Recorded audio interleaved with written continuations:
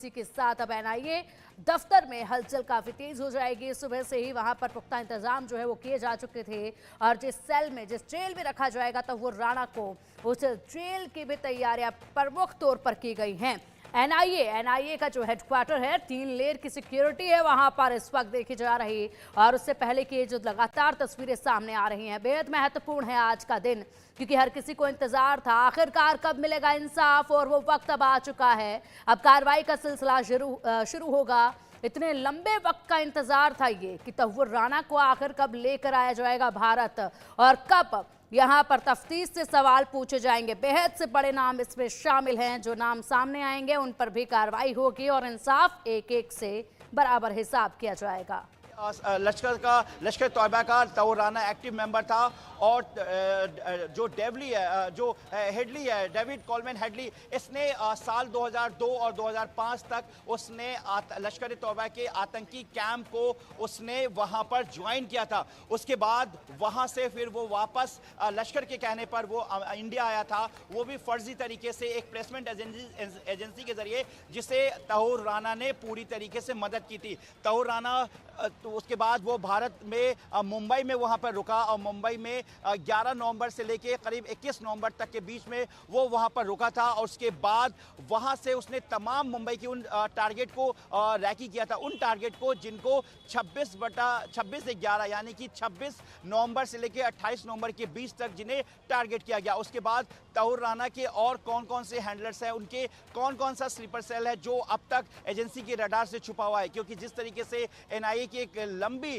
Chargesheet में तमाम जो खुलासा हुआ, जिस तरीके से उन 7 और आतंकियों के नाम शामिल आया, जिसमें साजिद मीर भी है जिसने अब इस वक्त उसने प्लास्टिक सर्जरी करा रखा है। इसके अलावा अल-काफा और 5 लोग हैं जिसमें हाफिज सईद को लेकर और एक जो आतंकी और इसमें शामिल है। तकरीबन 7 लोग हैं तहव्वुर राणा और हेडली के अलावा। तो इन तमाम लोगों का जो पूरा एक जो डोसियर के हिसाब से और एनआईए के इन्वेस्टिगेशन रिपोर्ट के हिसाब से और चार्जशीट में जिस तरीके से लगातार अजमल कसाब से जो खुलासा हुआ, उसके बाद अमेरिका सुप्रीम कोर्ट में जिस तरीके से भारत की तरफ से तमाम वो डॉक्यूमेंट्स दिए गए, जिसमें तमाम वो सबूत से एक एक इंसिडेंट को किस तरीके से ब्लास्ट किया गया, किस तरीके से आतंकी हमले को अंजाम दिया गया, किस रूट से आतंकी मुंबई पहुंचे, 10 लोगों को कैसे ट्रेनिंग दी गई, किस तरीके से जीपीएस और बाकी टेक्निकल लॉजिस्टिक सपोर्ट किया गया, कैसे एक एक जो लोकेशन जो टारगेट है उसके बारे में जानकारी दी गई, ताकि किसी तरह के कोई भी टारगेट में और आतंकी हमले में कोई गड़बड़ी ना हो सके। क्योंकि इनका मंसूबा था हिंदुस्तान में टेरर मॉड्यूल यानी कि आतंक को पूरी तरीके से अंजाम देना। 173 लोग मासूम लोगों की जान गई, 300 से ज्यादा लोग इसमें घायल हुए। कई ऐसे लोग हैं जिन्होंने अपने को खोया है। इसमें मुंबई पुलिस के कई जाबाज ऑफिसर हैं जो शहीद हुए। इसमें अपने शहीद होते हुए उन्होंने अजमल कसाब जो एक आतंकी बच गया था उसे उन्होंने पकड़ा, उसके बाद उसे गिरफ्तार किया। मुंबई पुलिस ने इस पर मुंबई पुलिस के केस दर्ज करके इस पूरे मामले की जांच चल रही थी। लेकिन उसके बाद साल 2009 में एनआईए सेंट्रल एजेंसी एनआईए ने इस मामले में एफआईआर दर्ज कर इस जांच को हैंडओवर लिया। उसके बाद एनआईए साल 2009 से लगातार इस पूरे मामले की जांच कर रही थी। हर एक कड़ी को, हर एक सीक्वेंस को इसमें जो मुंबई के नामी वकील हैं उनसे भी मदद ली गई, क्योंकि वो इस तरफ मुंबई के इस 26 से 11 आतंकी हमले की तरफ से केस लड़ रहे थे। इसमें तमाम डॉक्यूमेंटेशन को पूरा किया गया। उसके बाद एक लंबी लड़ाई के बाद साल 2020 के बाद जिस तरीके से 2025 में साल 25 में अमेरिकन राष्ट्रपति डोनाल्ड ट्रंप के आने के बाद और अमेरिकी सुप्रीम कोर्ट ने जिस तरीके से एक हरी झंडी यानी कि अर्जी को खारिज करते हुए भारत की तरफ अपना रुख दिया और कहा कि यह भारत का मामला है और भारत में ही चलना चाहिए, तो कहीं ना कहीं एक भारत की बड़ी जीत है। 10 तारीख यानी कि आज गुरुवार के दिन ये हिंदुस्तान के लिए, भारत के लिए सबसे बड़ा दिन है, क्योंकि 26 से 11 वो आतंकी हमला है जिसे शायद ही कोई भूल सकता है, क्योंकि इस नापाक इरादे को अंजाम देने के लिए बहुत बड़ी साजिश रची गई थी।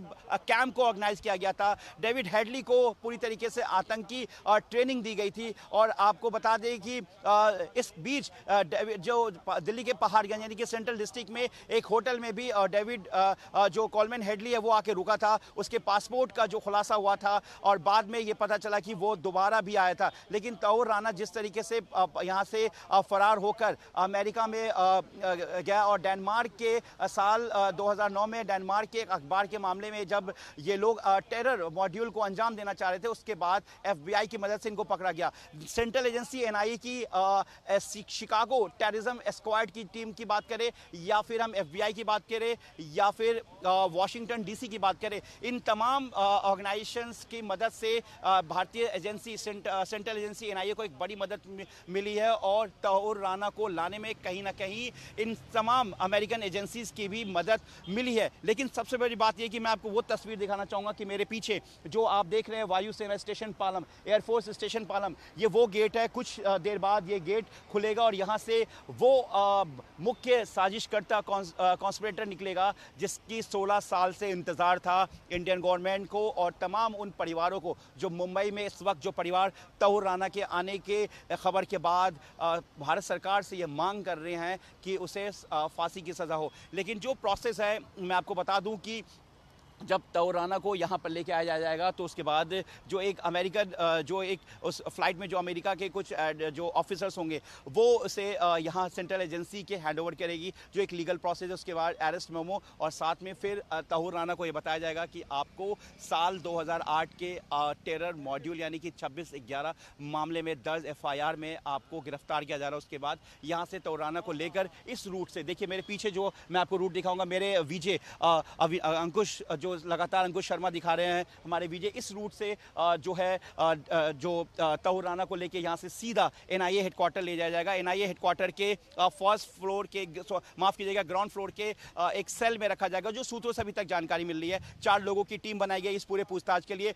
NIA के हेडक्वार्टर के 3rd फ्लोर पर पूछताछ की जाएगी और उसके बाद कंसल्ट कोर्ट यानी कि NIA का जो कोर्ट है वहां उसको प्रोड्यूस किया जाएगा। अब उसे फिजिकली प्रोड्यूस किया जाएगा या फिर वीडियो कॉलिंग यानी वीडियो कॉन्फ्रेंसिंग के जरिए प्रोड्यूस किया जाएगा। ये अभी ये चीजें हैं, ये अभी थोड़ी देर में क्लियर हो पाएगा तौर राना के आने के बाद, क्योंकि इसके बारे में अभी भी सेंट्रल एजेंसीज की जो है वो मीटिंग चल रही है हेडक्वार्टर में। उसके बाद तौर राना की जो कस्टडी है NIA की तरफ से वो ठीक है जावेद, आएंगे आपके पास। फिलहाल हमारी सहयोगी मेहंदी गर्ग लगातार जुड़ी हुई हैं, NIA दफ्तर के बाहर से तमाम अपडेट्स दे रही हैं। मेहंदी, आप सुबह से ही कवरेज कर रही हैं, तमाम हलचल आपने देखी हैं और हलचल ऐसे ही कि चारों तरफ सिर्फ और सिर्फ सुरक्षा कर्मी आस नजर आ रहे हैं। आसपास के आवाजाही पर भी पाबंदी लगा दी गई है। महज अब कुछ पल और उसके बाद यहाँ NIA के भी दरवाजे खुलेंगे, एंट्री होगी और इसके बाद जो सिलसिला शुरू होगा वाकई में दिलचस्प होगा वो, क्योंकि इंसाफ के तरफ वो सिलसिला पूरा जाएगा। तो क्या अपडेट फिलहाल आप दे रही हैं, किस तरह की हलचल देखी जा रही है? बिल्कुल पिंकी, सही कहा आपने, क्योंकि जिस दिन का इंतजार था आज वो दिन आ गया है। क्योंकि 26/11 का जो आतंकी हमला हुआ वो बेशक भारत के इतिहास में काले पन्नों पर लिखा हुआ है। आज जिन लोगों ने अपनी जान गंवाई थी, चाहे वो आम लोग हो या फिर पुलिस वाले, उन सभी को इंसाफ मिलता हुआ आज नजर आएगा। और कुछ ही देर बाद पालम एयरपोर्ट से निकलने के बाद तहव्वुर राणा को NIA मुख्यालय यहाँ पर लेकर आया जाएगा और पूरा ये जो NIA मुख्यालय का जो पूरा इलाका है उसे कॉर्डन ऑफ कर दिया गया है। सुबह से ये इलाका कॉर्डन ऑफ है। हम तस्वीरें भी अपने दर्शकों के लिए यहाँ पर दिखाएं तो पूरी बैरिकेडिंग इस पूरे जो इलाके में है वो की गई है और लगातार यहाँ पर जो पुलिस की तैनाती है वो भी की गई है। और बेशक जो अब इंतजार है वो सिर्फ तहव्वुर राणा के यहाँ पर पहुंचने का है। और फिलहाल जो अधिकारियों की जो मीटिंग है वो NIA मुख्यालय में यहाँ पर चल रही है और जो आम जनता है, जो आम वाहन है, उनकी आवाजाही पर पूरी तरीके से यहाँ पर सुबह से ही रोक लगा दी गई है। और अब सिर्फ इंतजार है तहव्वुर राणा का NIA मुख्यालय में पहुंचने का, क्योंकि उसके बाद जो जांच पड़ताल का सिलसिला है वो शुरू हो जाएगा। और सबसे पहले तहव्वुर राणा जैसे ही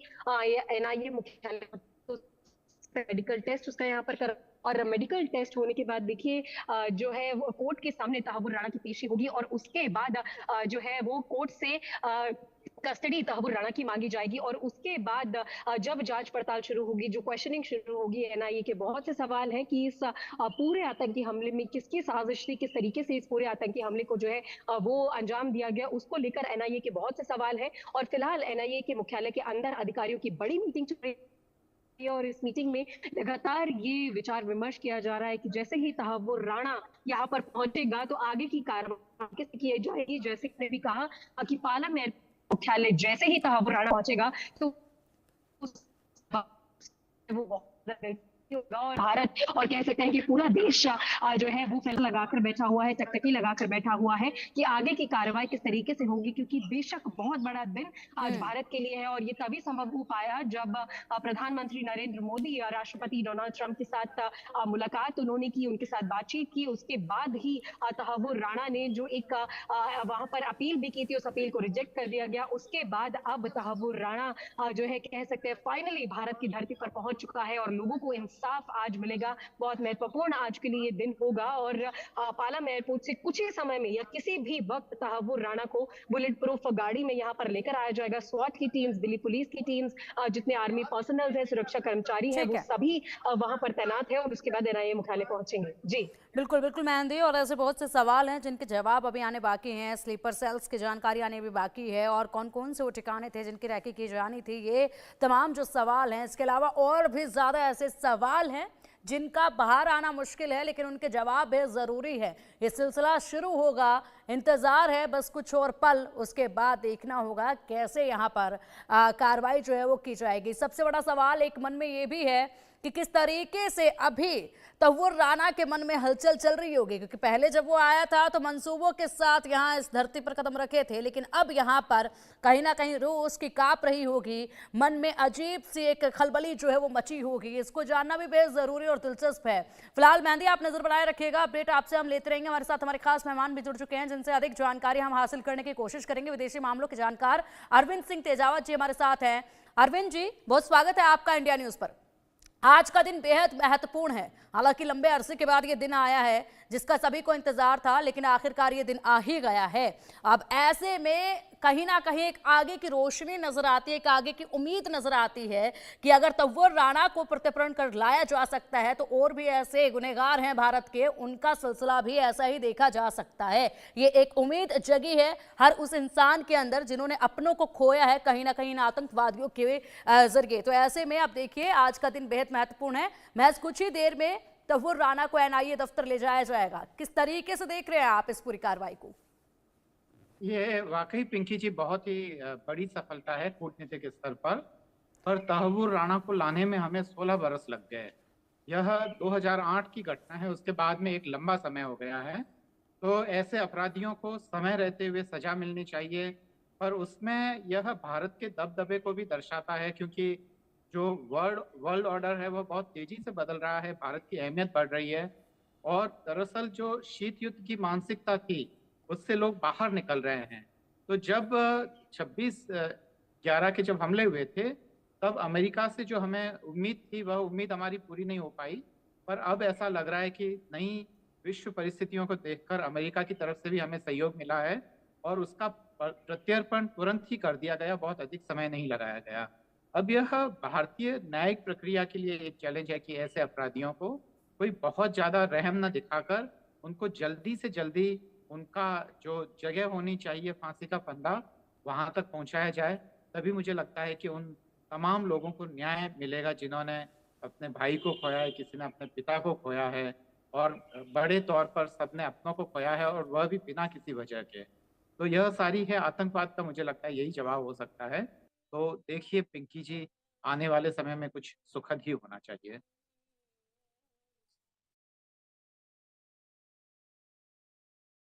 बिल्कुल तेजावत जी, बिल्कुल, और वाकई में लंबा अरसा तो लगा है, लेकिन अब जो है कहीं ना कहीं एक राह जो है वहां पर रोशनी की किरण जलती नजर आ रही है। इसी के साथ अगर बात की जाए तो जिस तरीके से अब कार्रवाई शुरू होगी, उस कार्रवाई को आप कैसे देखते हैं? और इसमें एक बड़ी चीज़ ये भी है कि अभी तो देखिए सिलसिला सवालों का शुरू नहीं हुआ है, कार्रवाई अभी शुरू भी नहीं हुई है, लेकिन पाकिस्तान ने जो है यहाँ पर पल्ला झाड़ लिया है। पाकिस्तान ने अपनी सफाई देकर ये पूरी तरीके से बता दिया है, चोर की दाढ़ी में तिनका। बिल्कुल सही कहा आपने। दरअसल बहुत सारे पाकिस्तान के भी विश्लेषक जो खासकर नीतियों का विश्लेषण करते हैं, बहुत सारे पत्रकार मित्र हैं, उन्होंने भी ये कहा है कि पाकिस्तान का इसमें इन्वॉल्वमेंट अगर साबित होता है तो यह पाकिस्तान की अंतर्राष्ट्रीय छवि के लिए बहुत ही खराब होगा। और दूसरी बात यह कि यह सब करने से पाकिस्तान को हासिल क्या हुआ?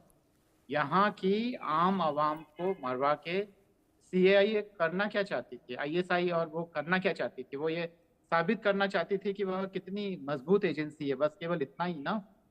पर मुझे लगता है कि इस सब जो भारत को परेशान करने की नीति के तहत जो जनरल जिया के समय से शुरू हुई, तो उसके बाद से हम ये देख रहे हैं कि पाकिस्तान लगातार पतन के गर्त पर जा रहा है, उसकी अर्थव्यवस्था आज संकट में है और भारत से वह कंपटीशन या प्रतियोगिता या उससे लड़ाई जो उसने जो नीति अपनाई।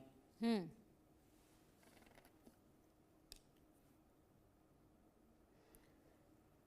बिल्कुल, हम रुक करेंगे तेजावत जी का, लेकिन उससे पहले आपको पल पल के अपडेट्स ज़रूर पहुंचाते रहेंगे, क्योंकि जिस तरीके से आज का जो दिन है वे बेहद महत्वपूर्ण है और सभी उन इंसानों की नज़र आज के दिन पर इस हलचल पर टिकी हुई है जिन्होंने 26/11 के हमले में अपनों को खोया था।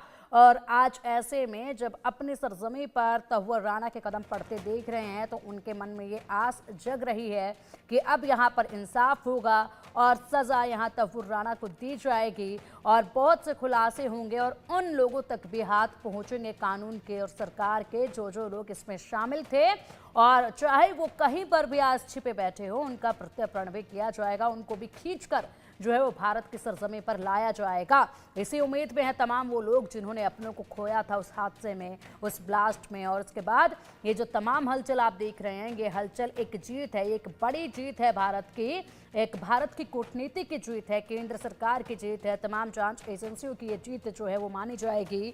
जिस तरीके से यहाँ पर ये कार्रवाई की जा रही है, लंबा समय लगा और इस पर भी सवाल उठते हैं।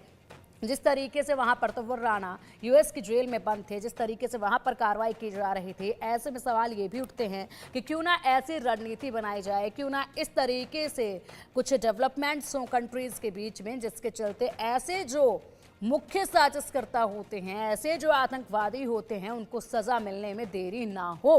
क्योंकि अभी भी डेविड कोलमैन हेडली जो कि मुख्य साजिशकर्ता था पूरे इस हादसे का, पूरे इस बम ब्लास्ट का, डेविड कोलमैन हेडली जो कि यहाँ पर साजिश रची, उसके बाद पहुंचा तहव्वुर राणा के पास, तहव्वुर राणा की मदद ली सिर्फ और सिर्फ इसलिए ताकि भारत में बार बार आकर वो यहाँ पर रैकी कर सके तमाम ठिकानों की।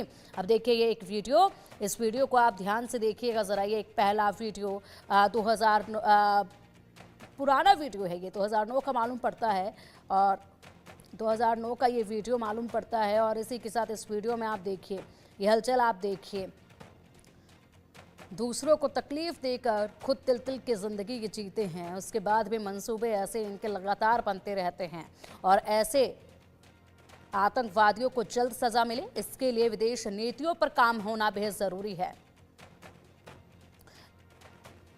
और चलिए अब एक बार फिर से रुक करेंगे हमारे खास मेहमान तेजावत जी का। तेजावत जी, इतने साल लगे हैं यहाँ पर वापसी में तहव्वुर राणा की, डेविड कोलमैन हेडली जो कि मुख्य साजिश करता था वो तो अभी भी वहाँ यूएस की जेल में है, तो सोचिएगा ज़रा उसमें और कितना वक्त लग जाएगा। लगता नहीं आपको कि इस तरह की नीतियाँ कुछ बननी चाहिए देशों के बीच में, इस तरह के कुछ फैसले होने चाहिए, इस तरीके से कुछ बार्गेनिंग होनी चाहिए जिसके चलते ऐसे जो आतंकवादी हैं उनको जल्द से जल्द दूसरे देश के जिस भी देश के दोषी होते हैं उनके हवाले कर दिया जाए, ताकि जल्द से जल्द ऐसे लोगों को सजा मिल सके और जो पीड़ित लोग हैं, जो उन्होंने अपनों को खोया है, उनको इंसाफ मिल सके। बिल्कुल सही कहा पिंकी जी, और आपने, मुझे लगता है कि जो मुद्दा होना चाहिए उसे पकड़ा है कि आप इतने लंबे समय तक आप जस्टिस के लिए, न्याय के लिए इंतजार कर रहे हैं, तो कहीं ना कहीं नीतियां हमारी गड़बड़ थी। और हमें ये देखना होगा कि ये हम राजनीतिक पक्ष या विरोध से ऊपर उठकर हम इस चीज पे चर्चा करना चाहते हैं, क्योंकि 2008 में सरकार कुछ और थी और 2024 में सरकार कुछ और है। आतंकवाद से संबंधित हमारी नीतियां निश्चित होनी चाहिए और मुझे लगता है कि जो हमारी जो न्यायपालिका है उसमें ऐसे व्यक्तियों का जो ट्रायल होना चाहिए वह विशिष्ट प्रकार से होना चाहिए। दूसरा हमारा ये है कि हमारी जो खासकर विधायिका है, पार्लियामेंट को इस संदर्भ में एक खास तरीके का जो पॉलिसी पेपर है वह जारी करना चाहिए और ये बताना चाहिए कि अगर इस तरीके की कोई भी हालात होते हैं तो ऐसे में सरकार का रवैया क्या होगा। हमने कई बार ऐसा किया है कि जो अपहरणकर्ता थे उन्होंने हमारे हवाई जहाज को अपहृत करके वो अफगानिस्तान में ले गए और हमने उनके जो मांगों को पूरा मानते हुए हमने उनको छोड़ भी दिया। तो हमें ऐसी नीति होनी चाहिए कि ऐसे समय पे हमें करना क्या चाहिए। पर पिंकी जी, बात जो महत्वपूर्ण ये है कि दरअसल होता क्या है कि 60-70 साल के समय में सारी चीजें बदली है, घरों की डिजाइन तक बदली है, हमारा रहन सहन बदला है, खाना बदला है। पर मतलब दुर्भाग्य से हमारी ब्यूरोक्रेसी या जो नौकरशाही है उसका स्वरूप ठीक वैसा ही है जो आज से कम से कम 100-200 साल पहले था। तो ऐसे में मुझे लगता है कि बदलाव होना चाहिए। केवल जो अंग्रेजों ने हमारे लिए जो निर्धारित कर दिया था नौकरशाही को, उसमें बदलाव की जरूरत है। तभी मुझे लगता है कि कुछ नई नीतियां उसमें काम कर पाएगी, क्योंकि उसमें जो सलाहकार जो है उनका कई बार अध्ययन ठीक नहीं होता है, और सही अध्ययन न होने के कारण उनकी अपनी व्यवस्थाएं होती है या व्यवस्था का एक अंग होने के कारण वह बदलाव नहीं कर पाते, अध्ययन नहीं कर पाते, इसलिए सही नीतियां वो सुझा नहीं सकते हैं। तो मुझे लगता है कि भारत के संदर्भ में कुछ महत्वपूर्ण नीतियां बननी चाहिए। खाली यह आतंकवाद का ही मसला नहीं है, मुझे लगता है ऐसी तमाम अर्थनीतियां और वो भी बदलना चाहिए। पर हम वापस प्रसंग की ओर लौटते हैं कि जिस प्रसंग पे हम चर्चा कर रहे थे, तो इतना लंबा इंतजार के बाद में भी उसको सलाखों के पीछे डालकर उसे फांसी के फंदे तक अगर हम सही समय तक पहुंचा सके, तो मुझे लगता है कि यह वर्तमान सरकार की उपलब्धि ही माना जाना चाहिए। पर इस उपलब्धि को लगातार जारी होना चाहिए। मुझे लगता है कि तभी यह देश के लिए ठीक होगा। बिल्कुल बिल्कुल पिंकी जी। तेजावत जी, बिल्कुल बिल्कुल तौर राणा को लाना बेहद बड़ी उपलब्धि है। ये वक्त से पहले, अगर इतने समय से पहले होता तो और भी ज़्यादा अधिक जो है कहीं ना कहीं अभी तक चीज़ें सोल्व हो चुकी होती और भी ज़्यादा जो है आगे प्रतिप्रण हो चुके होते। लेकिन फिलहाल एक उम्मीद जगी है। ऐसे में अगर बात की जाए तो डेविड कोलमैन हेडली, इसको लेकर आपको क्या लगता है, कितना वक्त लगेगा वहां तक हाथ पहुंचने में? दरअसल उसको बहुत सारे जो जिस समय वह जहाँ पर हैं, जिस देश में हैं, वहाँ के बहुत सारे कानून उसे संरक्षण दे रहे हैं। पर एक बार अगर मुझे लगता है, क्योंकि वहाँ की कार्यपालिका का न्यायपालिका में इतना दखल नहीं होता है, इसलिए उसको वहां से निकाल कर यहाँ लाना थोड़ा सा मुश्किल हो सकता है। पर अगर एक बार वहाँ की न्यायपालिका उसे भारत को सौंपने के लिए इजाजत दे देती है, तो फिर मुझे लगता है कि आसान होगा। देखिए, तहव्वुर राणा के बारे में एक खास बात ये थी कि उसका जो केस तैयार किया गया था, वो बहुत ही कमजोर था, और उसमें जो तर्क दिया गया था, वो बहुत ही पुराने तर्क दिए गए थे। उसमें तर्क दिया गया था कि पाकिस्तान का होने के कारण भारत में वह सुरक्षित नहीं है और उसे फांसी दे दी जाएगी। तो ये सारे जो तर्क हैं, वो न्यायपालिका के खिलाफ टिकते नहीं है। न्यायपालिका की नजर में वो टिकते नहीं है जब तक कि, क्योंकि ये केवल एक प्रेडिक्शन होता है। तो उसका केस थोड़ा सा कमजोर तैयार था, पर हेडली के संदर्भ में ऐसा नहीं है।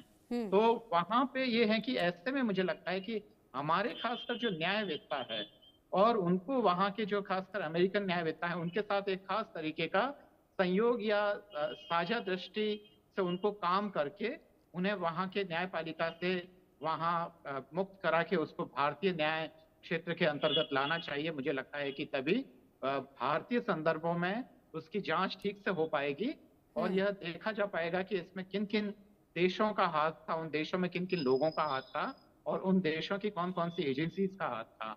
यह आने पे भारत, मुझे लगता है कि कूटनीतिक स्तर पर उन सब लोगों को कटघरे में खड़ा कर पाएगा और उन सारे सवालों का जवाब मांग पाएगा, जिसके कारण भारत को इतना दुख देखना पड़ा है और भारत को इतने घाव मिले हैं, भारत की जनता को इतने घाव मिले हैं। पिंकी जी। बिल्कुल बिल्कुल तेजावत सर, यहाँ पर आपसे ये भी जानना चाहेंगे, जिस तरीके से पाकिस्तान का एक बयान सामने आया, एक वीडियो जो है वो काफी तेजी के साथ आगे बढ़ता देखा जा रहा है। उसमें कहा गया है कि बीते 2 दशकों से राणा का पाकिस्तान से कोई भी वास्ता नहीं है, वह कनाडा का नागरिक है।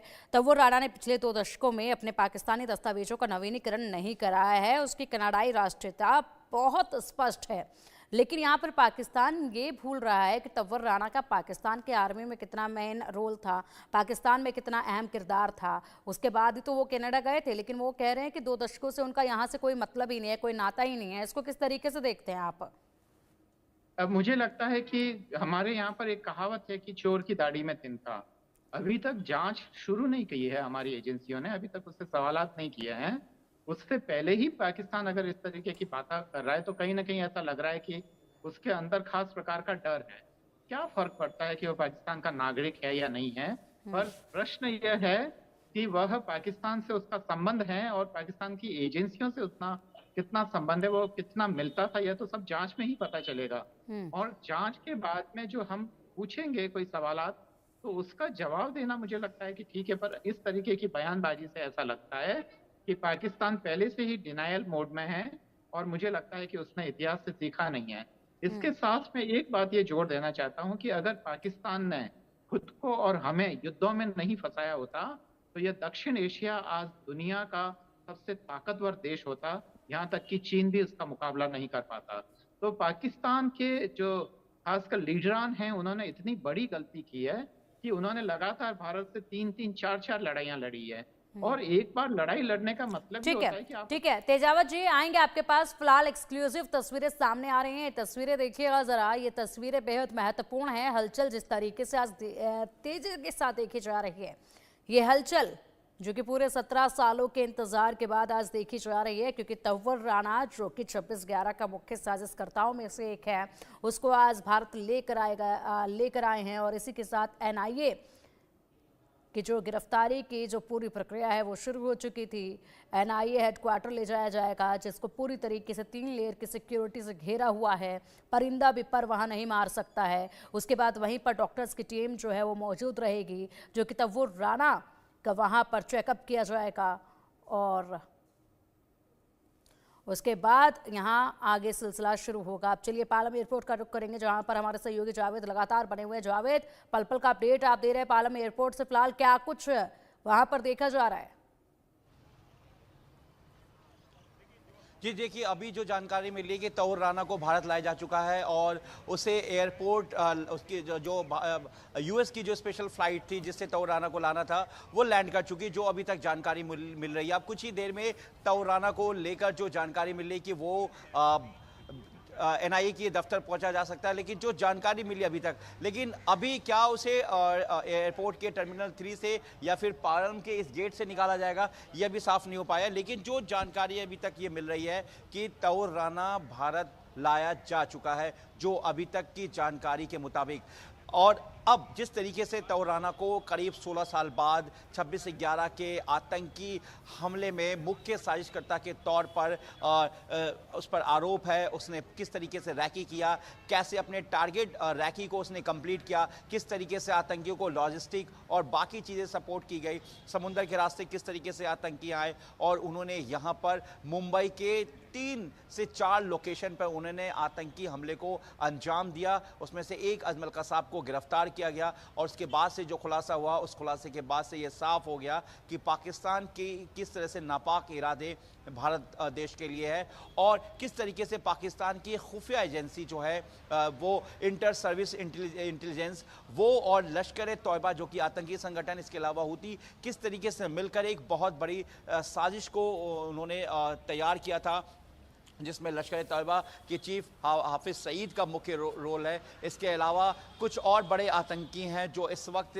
पाकिस्तान बेस हैं और जिस वक्त 26/11 आतंकी हमला हो रहा था उस वक्त वो पाकिस्तान के कराची और दूसरे शहरों के जो लश्कर तौयबा का जो एक कंट्रोल रूम बना हुआ था, वहाँ से इस पूरे ऑपरेशन को, इस पूरे टेरर मॉड्यूल को वो देख रहे थे। GPS सिस्टम और बाकी लॉजिस्टिक सिस्टम को जो है सपोर्ट किया गया, डेवलप करके इन आतंकियों को सपोर्ट किया गया, जिसमें कई आतंकी जो हैं जो इस वक्त इंडिया के से पकड़ से बाहर हैं और किस तरीके से वो एजेंसी के रडार पर हैं। हालांकि इंडिया के वो एजेंसी के टॉप मोस्ट वांटेड हैं, लेकिन इस वक्त उनका जो बेस है वो पाकिस्तान में है और उन पर यह आरोप है कि 10 आतंकियों जो भारत में दाखिल हुए थे उनको किस तरीके से जो है वहाँ पर पूरी तरीके से ट्रेनिंग दी गई। लेकिन सबसे बड़ी बात यह कि देखिए तंवर राणा का जो साथी है जो